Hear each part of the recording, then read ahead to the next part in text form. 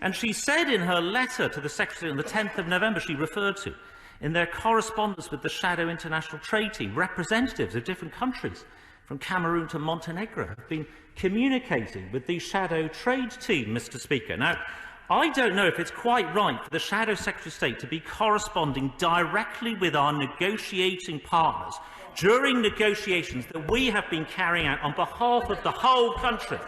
So I would urge her, Mr. Speaker, in the interests of transparency, for her to release all of that correspondence with our negotiation opposite numbers that she referred to in their letter.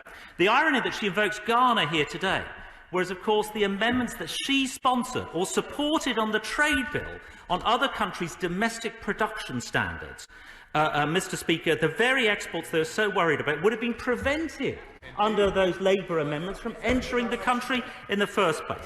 But, Mr. Speaker, finally, there is an irony in all of this, of course. The Labour Party complaining that we haven't yet rolled over all of these EU agreements.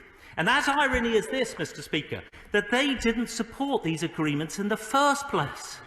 They voted against EU-Singapore. They abstained on EU-Japan. They split 3 ways on EU-Canada. So they're complaining about agreements not being rolled over, which they never supported in the first place.